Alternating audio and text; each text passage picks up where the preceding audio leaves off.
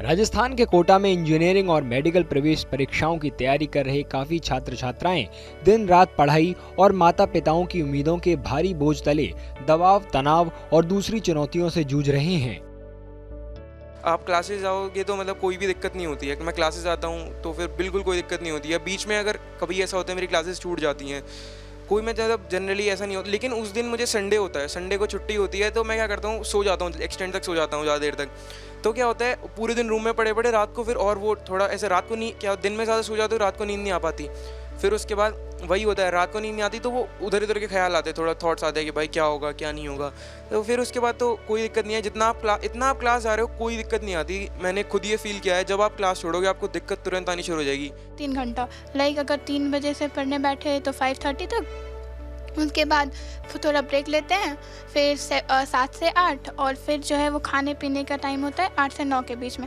और रात में अगर पढ़ना हुआ तो 2 घंटा मिनिमम, 5 घंटा, और मिनिमम 5 घंटा का ही शेड्यूल है मेनली, 5 से 6 घंटे का, क्योंकि उससे ज़्यादा फिर वर्कलोड बढ़ जाता है और फिर प्रेशर लगता है, मतलब और कुछ कर नहीं सकते हैं। तो फिर खुद पे ही प्रेशर बनाने से फ़ायदा है कि एक टाइम फिक्स्ड है तो उतने घंटा ही पढ़ते हैं।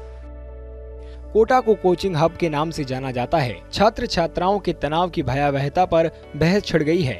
वर्ष 2023 में अब तक रिकॉर्ड 22 युवाओं ने जिंदगी खत्म कर ली है। कोटा में प्रतिभागी परीक्षाओं की तैयारी कर रहे 2 छात्रों ने रविवार को 4 घंटे के अंतर पर आत्महत्या कर ली। बहुत दुखद है। कोटा शहर का जो पुलिस और प्रशासन है, हम प्रयासरत हैं कि किसी प्रकार से जो ये दुखद घटनाएं हैं इस पर रोक लग सके, लेकिन बड़ा दुर्भाग्यपूर्ण है कल का दिन कि एक साथ 2 बच्चों ने, एक महाराष्ट्र लातूर के और एक बिहार के रहने वाले थे, उनके द्वारा आत्महत्या की गई।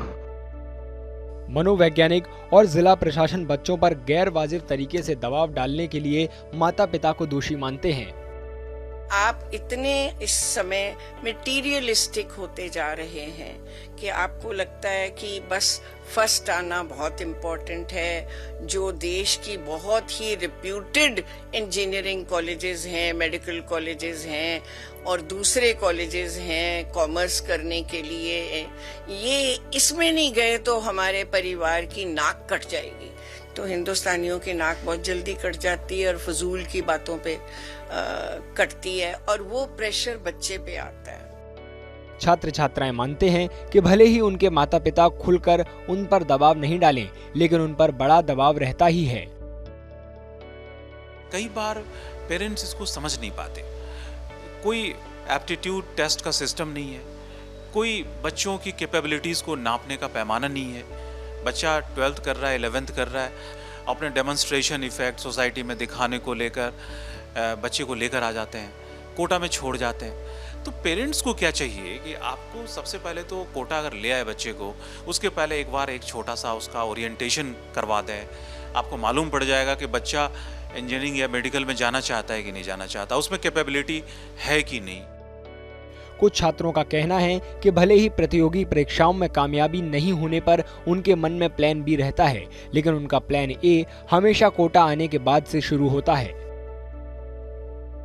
1 साल ड्रॉप आउट हूँ मैं, तो फिर थोड़ा सा प्रेशर रहता है उसके बाद कि 1 ही साल बचा है, 1 साल के बाद दे भी नहीं सकते, तो उसमें थोड़ा सा और प्रेशर हो जाता है। थोड़ा बहुत बातें कर सकते हो, उसके बाद फिर आपको पढ़ाई करनी है जब तक नींद नहीं आती है। एंड मोस्टली रात तक भी बच्चे जागते हैं, 2 बजे तक भी मैंने देखा है। मेरा रूममेट 2 बजे सोता है। तो मतलब हेडेक तो है, शेड्यूल पूरा बिजी है, पूरा दिन आपको बिल्कुल भी टाइम नहीं मिलेगा एक्स्ट्रा, लेकिन मैनेज करना पड़ता है। इंजीनियरिंग के लिए संयुक्त प्रवेश परीक्षा, जेईई और मेडिकल कॉलेज में प्रवेश के लिए राष्ट्रीय पात्रता सह प्रवेश परीक्षा NEET जैसी कड़ी परीक्षाओं की तैयारियों के लिए हर साल 2 लाख से ज्यादा विद्यार्थी कोटा जाते हैं। छात्र छात्राओं के आत्महत्या के मामले बढ़ने पर कोचिंग संस्थानों से अगले 2 महीने के लिए NEET और दूसरी परीक्षाओं की तैयारी कर रहे छात्रों के रूटीन टेस्ट बंद करने को कहा गया है।